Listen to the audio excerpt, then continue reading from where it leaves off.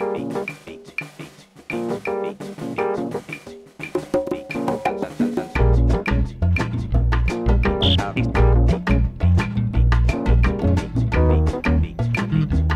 suis connu pour faire Wolverine, donc c'est vrai que je m'attache plus à l'imagerie propre aux comics, pas c'est parce que j'ai pas la tronche de Hugh Jackman, et qu'en l'occurrence, c'est pas exactement le même personnage, ça, les puristes savent de quoi on parle. Et donc du coup, c'est vrai que je me suis renseigné sur comment il était vu dans la BD, comment telle ou telle chose était faite. Et j'ai fait les costumes classiques, le jaune marron, tout ça. Et oui, effectivement, il faut qu'on détaille, il faut qu'on voit comment les trucs sont censés tenir. Avec un photographe, on a tenté de reproduire les couvertures de Frank Miller pour l'arc au Japon I Am Wolverine. Et là, on s'est rendu compte qu'en fait, quand Frank Miller, les proportions...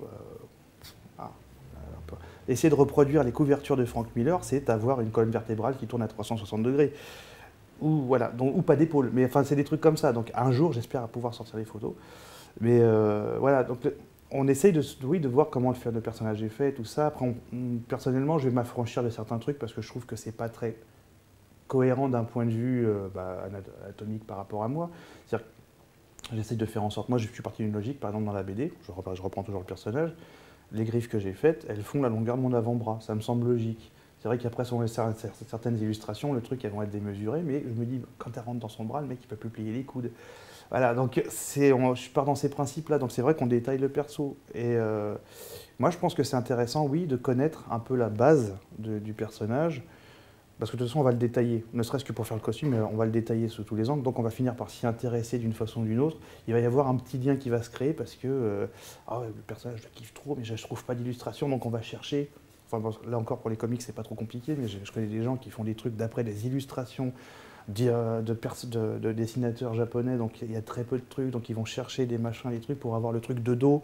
Donc, forcément, il y a un investissement personnel qui fait que de toute façon, on s'attache au personnage. Super Dupont, en fait, le truc, c'est que ça a marqué mon divorce avec la lecture de Fuite glaciale.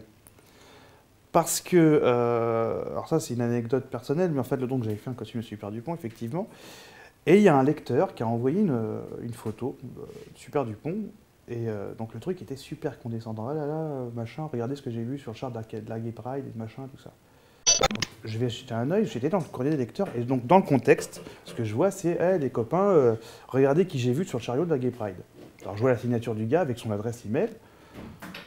C'est bizarre quand même, quoi. Et puis la réponse de la rédaction a été complètement pareil, quoi. Donc le mec, j'ai noté son mail, je lui envoie un mail, je fais d'où tu racontes des trucs comme ça Il fait ah non mais moi j'ai jamais dit ça. Moi j'aurais dit ouais il y avait une convention, il y avait un mec en Super Dupont, regardez quand même il a vachement bien fait. Et c'est les rédacteurs qui ont transformé ça pour se foutre de la gueule du mec qui a fait Super Dupont. Et moi j'ai trouvé ça moi j'ai trouvé ça assez choquant. J'étais un peu déçu quand même quoi. Parce que moi j'ai fait ça parce que je kiffais le perso, Gottlieb, tout ça. Et donc le journal se fout de la gueule d'un mec qui... Enfin, en l'occurrence, j'ai pas à avoir honte d'être prétendument sur un char de la Gay Pride, mais les mecs, ils ont juste changé le truc pour que ce soit rigolo, prout-prout, quoi. Et c'est un peu dommage. Donc du coup, je lis plus Fuite glaciale depuis ce truc-là, parce que voilà, moi je suis déçu.